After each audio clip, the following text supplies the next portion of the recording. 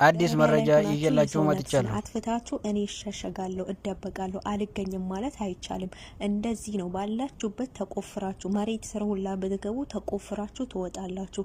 ተመልከቱ። ይሄ ልጅ አሁን ገሎት እዚህ ውስጥ ተደብቆ ነበር። እንዴት አንድ ኢትዮጵያዊ አሰሪውን በመግደሉ በሳውዲ አረቢያ ከፍተኛ የሆነ የአፈሳ ወይም ደግሞ የመያዝ ሁኔታ መኖሩን እየተሰማ ይገኛል ማለት ነው። አሰላሙ አለይኩም ወራህመቱላሂ ተዓላ ወበረካቱ። ሰላም ጤና ይስጥልኝ የተከበራችሁ የበልግ ሚዲያ ቤተሰቦች፣ ለቻናል አዲስ የሆናችሁ ሰብስክራይብ እያደረጋችሁ ነባሮች ደግሞ ላይክ እያደረጋችሁ እስከ ቪዲዮ መጨረሻ ድረስ ተከታተሉን።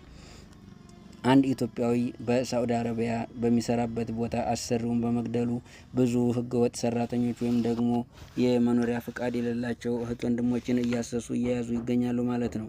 ስለዚህ በዛ ሀገር የምትኖሩ እህት ወንድሞቻችን የመኖሪያ ፍቃድ ወይም ደግሞ ወረቀት የሌላችሁ ሰዎች ራሳችሁን ለአደጋ እንዳታጋልጡ ሾርጣ ወይም ደግሞ ፖሊስ ከያዛችሁ ማለት ነው እጃችሁን በሰላም መስጠቱ የተሻለ ይሆናል ማለት ነው። ምክንያቱም በዛን በተናደዱበት ወቅት ሊገሏችሁ ወይም ደግሞ ህይወታችሁን ሊነጥቁ ስለሚችሉ ራሳችሁን መጠበቁ የተሻለ ይሆናል ማለት ነው።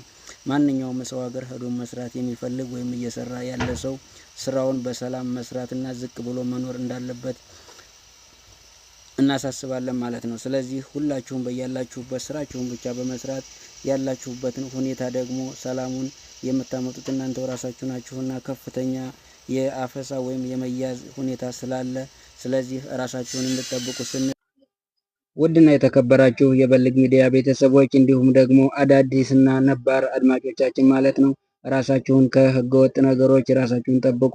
ሁላችሁም በዛ ሀገር ላይ ስትኖሩ ህገወጥ ነገሮችን በመሸሽና የተለያዩ ነገሮችን ባለማድረግ ራሳችሁን መጠበቅ አለባችሁ። ምክንያቱም ሰው የገደለ ሰው እንግዲህ እጣ ፈንታው እስከዛሬ በነበረው ያው ራሳቸውን እንደሚገሉ ይታወቃል። ቀጣይም ደግሞ እንግዲህ በእነዚህ እና በመሰል ልጆች ላይ ምን እንደሚፈጠር እንግዲህ ወደፊት የምናየው ይሆናል ማለት ነው። ሌሎችም ደግሞ በዚሁ ምክንያት እንሸሻለን ሲሉ የሞቱ መኖራቸውንም ሰምተናል። ስለዚህ በያላችሁበት ራሳችሁን ጠብቁ። የሰውን ነፍስ ካጠፋ የዛውም ሰው ነፍስ ይጠፋል። ማን ሞቶ ማን ይቀራል? በቃ ይሄ ህግ ነው፣ የሸሪዓ ህግ ነው። ስለዚህ ሀገራችንን የሸሪዓን ህግ እንድትከተል እንድታደርግ መኞቴ ነው። እስኪ እናንተም ዱአ አድርጉ። ሀቂቃ የሸሪዓ ህግ ለሀገራችን ቢኖር ኖሮ እንደዚህ ባልተጨማለቅን ነበር። ሀገራችን አሁን ከሀገራችን አልፈን ሌሎች ሀገራቶችን ሄደን እያጨማለቅን ነው። እየተመለከታችሁ ነው እንግዲህ። በስሜት ተነሳስቶ አናዶት ምንም ነገር ቢያደርግ በስለት አንድን ሰው መውጋት ተገቢ አይደለም በፍጹም። እናንተ ከፈለጋችሁ በሽምግልና ገንዘብ በልቷችሁ ሊሆን አበሳጭታችሁ ሊሆን ምን ሊሆን፣ በተለይ በረሃ ላይ የምትገኙ ወንድሞቼ እባካችሁ ከእንደዚህ አይነት ነገር ከስሜታዊ ከመሆን እዚህ ውስጥ ከመግባት ጥረት አድርጉ። ሀቃችሁን በልቶ ከሆነ የአዱንያ ጠፊ ናት። አዱንያ እኮ ትጠፋለች። አዱንያ እኮ ምትረባ ሀገር አይደለችም። ለኛ ምንሸጋገርባት ድልድይ ናት እንጂ ቋሚ አይደለችም። በአዱንያ ቢከለክለን በአኺራ ይሰጠናል። ትልቁ ነገር አኺራችንን ማሰብ ነው። እኛ አሁን ይህንን የምናደርገው አኺራችንን ስለረሳን ነው። አዱንያችንን ብቻ እያባረርን ስለሆነ ነው በስሜት ተነሳስተን ሰዎችን የምንገላቸው ማለት።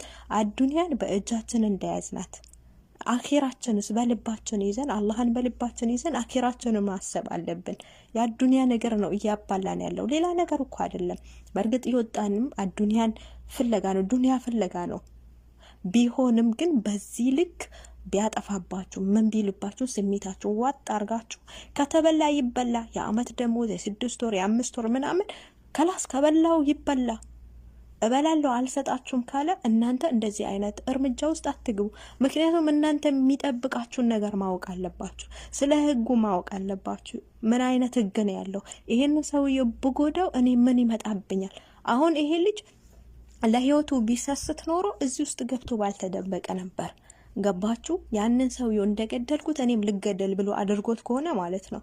ግን አይደለም። እንደዛ አስቦ ቢሆን ኖሮ እኔም ያን ነፍስ እንዳጠፋሁት እኔንም ያጥፉኝ ብሎ አቅዶ አድርጎት ቢሆን ኖሮ እዚህ ውስጥ ባልተደበቀ ነበር። አያችሁ? ያንን ነገር የሚመጣበትን ነገር ስላላስታወለ ስሜቱ በዛ ሰዓት ላይ ስሜቱን ስለተከተለ ያንን ሰውዬው ገደለው። ግን ከዛ በኋላ ደግሞ እንዳይገደል ነው ይሄ ሁሉ መሸሽ ማለት ነው። እዚህ ውስጥ ገብቶ የተደበቀው ምን እንዳይሆን ነው፣ እንዳይዙት። ከተያዘ ደግሞ ምን ፍርድ እንደሚጠብቀው ስለሚያውቅ፣ ስለዚህ ስሜታችሁን ባለመከተል ሰብር አድርጋችሁ ተረጋግታችሁ ስራችሁን ስሩ። ደሞዝ የማይሰጣችሁ የሚደበድባችሁ የሆነ ችግር የሚፈጥርባችሁ ከሆነ ስራውን ለቃችሁ በሰላም መሄድ። እንዴ እናንተ ህይወታችሁን እኮ በአመት አታገኙትም፣ በአመት ገንዘብ አታገኙትም፣ በ5 ወር በ6 ወር ገንዘብ ህይወታችሁን አታገኙትም። ስለዚህ ህይወታችሁን የሚያሳጣችሁን ነገር እንዳትሰሩ፣ ተረጋጉ። ቢያንስ በጣም ስሜታዊ ከሆናችሁ ከሱ ዞር ብላችሁ ውዱ አድርጉ። ውዱ ከምንም ነገር ከእሳት ከሚነደው እሳት ሁሉ ማረጋጊያ ነው። ስለዚህ ወንድሞቼ ጥንቃቄ እንድታደርጉ ነው። እንደዚህ አይነት ውሳኔዎች ገብታችሁ እንደዚህ ሁናችሁ ሌላ ችግር እንዳትፈጥሩ ለማለት ነው። አላህ በያላችሁበት ይጠብቃችሁ ይጠብቀን። ስሜታዊ አትሆኑ። ስሜታችሁን ለመቆጣጠር ሞክሩ። ይሄ ልጅ እንግዲህ ያው ዛሬ በሰፊው በአረቦች ዘንድ ከትላንት ጀምሮ ሲፈለግ ነበረ። ማለት እያፈላለጉት ባለበት አውጡ፣ ይህን ልጅ የሸሸጋችሁ እናንተም ጭምር ትታመሳላችሁ እየተባለ ነበር። ነገር ግን የእሱ ብቻ አይደለም አሁን ችግሩ የሆነው የሙሉ አበሾችን ነው እየጠረጉ እያፈሱ ያሉት። በዚህ ልጅ ሰበብ እንዳለ አበሾቹን እያተራመሱ ነው ማለት እየያዙ ነው። ስለዚህ ይጠብቀን ይጠብቃችሁ። በሰላም እንደወጣን ደግሞ በሰላም ወደ ሀገራችን አላህ Subhanahu Wa Ta'ala ይመልሰን። ሁላችሁም ዱአ አድርጉ። ይሄንንም ወንድማችን ደግሞ አንዴ ተሳስቷል፣ አንዴ እንደዚህ አይነት ነገር ውስጥ ገብቷልና አላህ ደግሞ የሱን ነፍስ እንዲያተርፋት ዱአ አድርጉለት። እንግዲህ አላህ ምንም ነገር ሰበብ አድርጎለት ነፍሱን እንዲተርፍና ወደ ሀገሩ እንዲገባ ዱአ አድርጉለት። አላህ Subhanahu Wa Ta'ala ከእንደዚህ አይነት ሙሲባ ነጃ ይበለን እና ውዶች ያመሰግናለሁ። ያው በሌላ ጊዜ ደግሞ በሌላ ቪዲዮ ተመልሰን እስከምንገናኝ በያላችሁበት ሰላም ሁኑልኝ።